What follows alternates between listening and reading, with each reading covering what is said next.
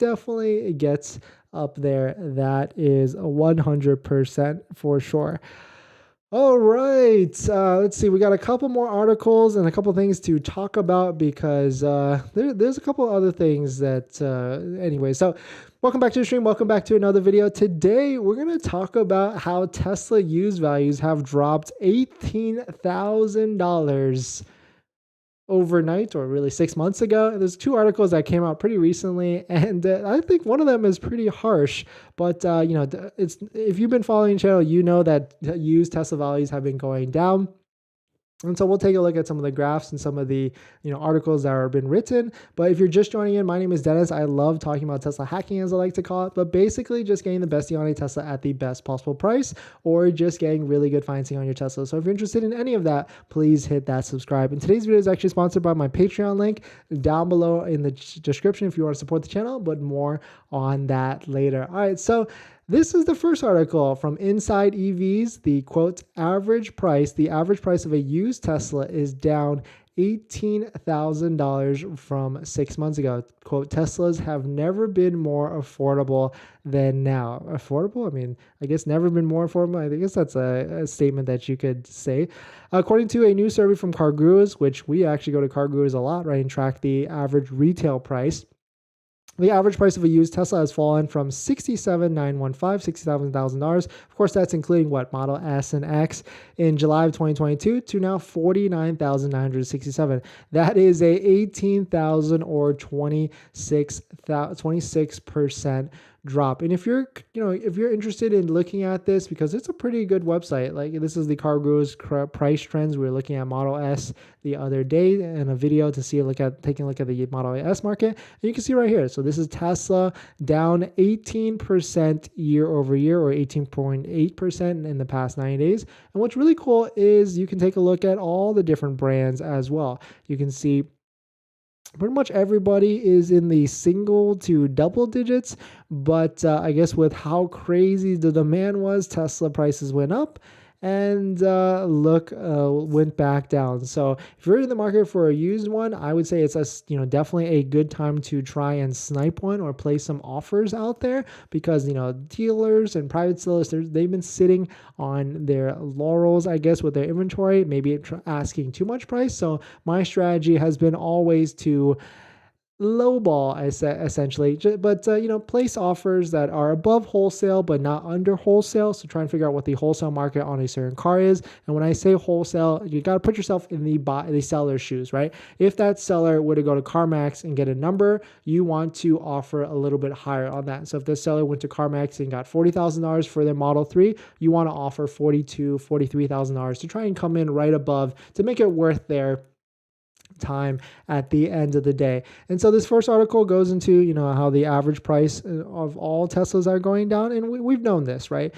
Certainly that price cuts, and especially with those most recent price cuts that just happened. Here's a list of all of them, anyone from $3,000 to $20,000 or $19,000. This just happened on January 13th. We are a little bit over 2 weeks at this point on the price cuts, so they do need to reflect on the market, but we're not seeing too much reflection just yet. Like, this is the Model Y auction values for Manheim. If you don't know what Manheim is, it's auction, wholesale to wholesale, dealers selling to other dealers, and so we're not seeing too much of a drop here just yet. So I don't know what's, people are still, or dealers are still paying higher prices. I mean, it has dropped, but it's not crashing, right? So this is the Model Y long range, which we know this is at brand new price, 52,990 or 53,490 because of the $500 price increase. And so this is basically 10% off of a brand new one at 48,750. So until we start to see these in the low 40s, then we'll see retail prices on the used market at the mid 40s. So we got to give it some time. That's for sure. Taking a look at this other article from Inside EVs. Of course, shout out to Andy Sly. He is, he knows his stuff for sure. It makes a lot of videos about the ownership of Teslas, but a little bit harsh, right? This is a quote. So your Tesla just lost a ton of value, but that's how life works. No one forced you to buy a car. It was your choice, and Tesla pricing history is certainly no secret. Certainly a little harsh, I would say. I mean, some people need to buy a car, so they're kind of stuck in a hard, soft and hardened place or whatever, and so they need to buy a car to facilitate their transportation because maybe they work every single day, and so they're kind of just locked into what they can buy. And Tesla still is a better deal than most other cars. They don't depreciate as much, but that's why I feel like Tesla should do something, because they're to drop $13,000 overnight is, I can certainly see why buyers are slighted, and that's why I created this change.org petition.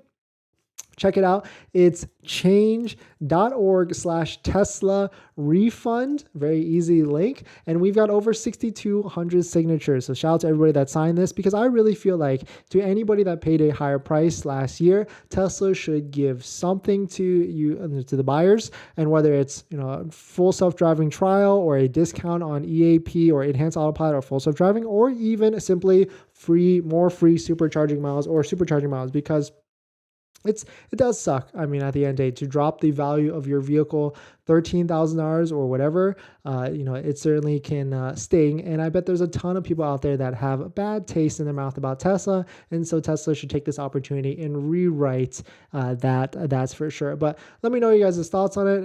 What do you think about the current state? Because it's been a little bit now at this point since the price decreases. And it was tough. I mean, my recommendation to anybody that has bought a Tesla during this time frame at a higher price, make sure your insurance coverages are locked in. Like I was against paying for Gap, but you need Gap insurance at this point, because worst case scenario, something happens, car is total lost. Your insurance companies usually only pay market value. So that is my PSA.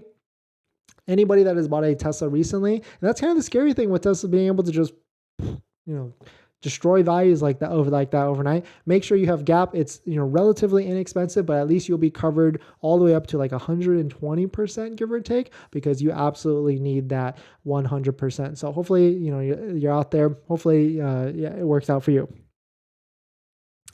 All right, let's see. I got one more topic, but let's jump into some of the comments and some of the questions. But before we get into that, this video is actually sponsored by my Patreon link.